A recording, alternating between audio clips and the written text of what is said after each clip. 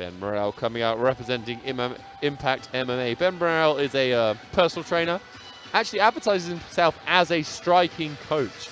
So I'm expecting some striking.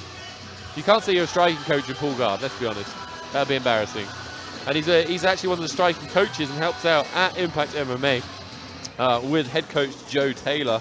And Impact MMA have grown from strength to strength. And last year, they went from, you know, renting out village halls and local communities to having their own full-time MMA venue. And that makes such a difference because you can go in there, do extra work, do extra pad rounds, hit the bag. Having a full-time place is such a difference. And I know it's a bit of a goal for me and you, Steve, that we want our own gyms one day. Yeah, exactly. Having a full-time access, being able to train whenever you can, whenever you have the opportunity, and even just being around that lifestyle is just good for you.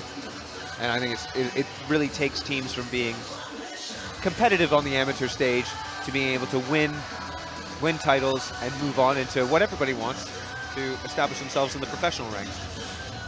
And I also like this division because it's the flyweight division, the lightest, the strongest.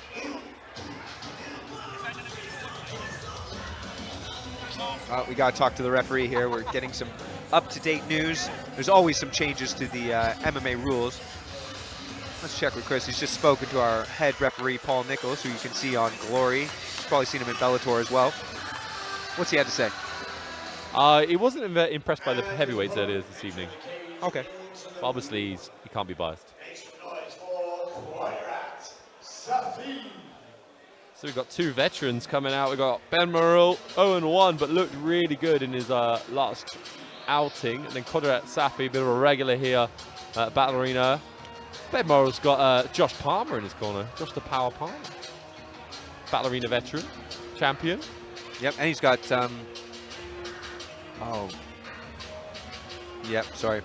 Yeah, it's Quadrat Safi's corner man's got a UFC hoodie on. Yeah, I always think it's a bad sign. His whole corner is made up of guys that are really standouts here in Birmingham. Yeah. And sometime members of Relentless MMA as well. Yeah. So, yeah, there's a lot of really, really good trainers in that corner. Steve, tell us a little bit about why Birmingham has become the MMA mecca of the UK. It's black country, isn't it? Is that why? Well, that's what it's called. It's a huge industrial center, and when you have that, you have kind of like a working class element that's injected into the psyche of the people. So they're always ready to work hard, and those are exactly the kind of people that you want in any sort of sport, but especially in martial arts, that they're willing to do the extra work, the harder work. Ladies and gentlemen, this contest is sponsored by Fisticuffs Podcast. Introducing first the fighter in the red corner, weighing 57.2 kilograms, representing Impact Academy. Make some noise for Ben Murrel.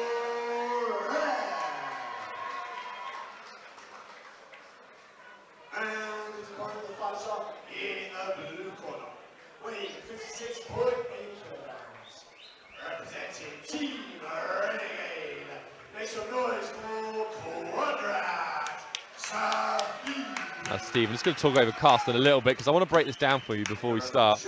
We have the striking coach, Ben Murrel, against Quadrat Safi, who's got a win by a stunning arm triangle with beautiful transitions. I see this fight as grappler versus striker. How do you see it? I don't think you could see it any other way. You've got the tie shorts, and you've got Relentless MMA in the other corner.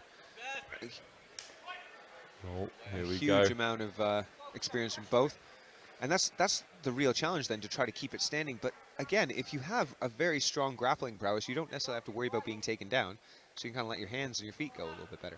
And this is what we saw from Quadrat last time. He flowed between those positions on the floor. It wasn't just he caught an arm triangle. This is what he wants. This is what he wants. And that's what we could have seen from the middleweights earlier. He controlled the takedown. He got a good hard slam there.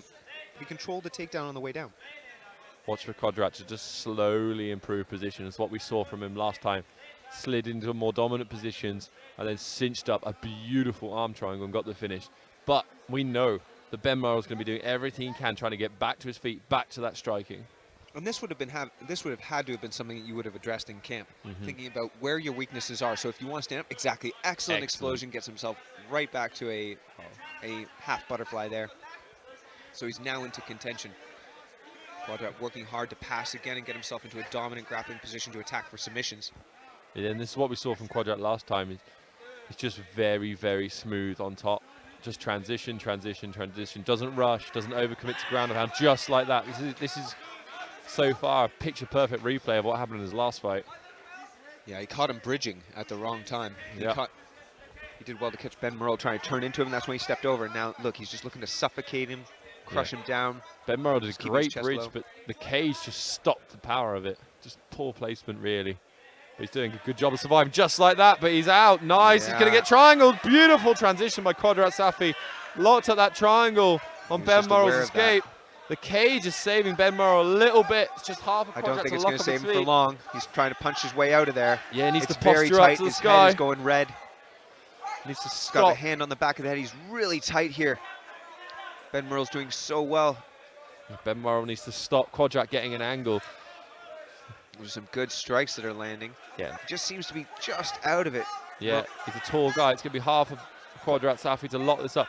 Ben Yeah. Murrel. Oh, he's getting the shoulder out. Yeah. So Murrel had the shoulder in, which was helping him there, but now Quadrat's doing so well to just adjust it to get above the shoulder. Murrel's moving the wrong way, Steve. He needed to drive his left shoulder forward, but he's driven his right. Now it's going to be so tight, and it's over. Yeah. Stunning triangle. Perfectly.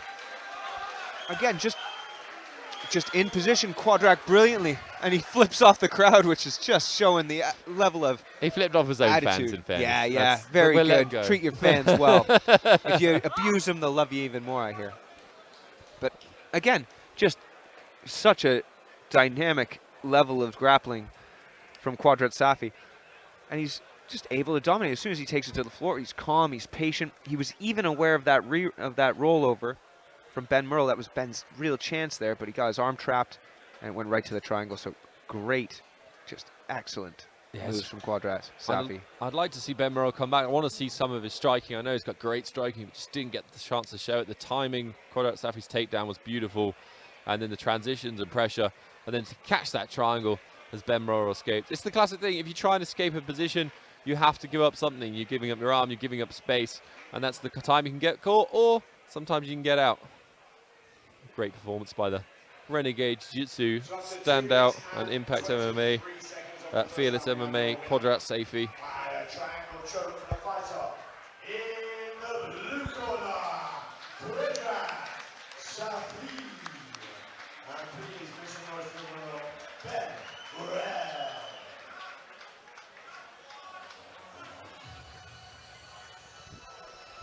Is there anything better than a triangle choke finish for somebody with a good BJJ background?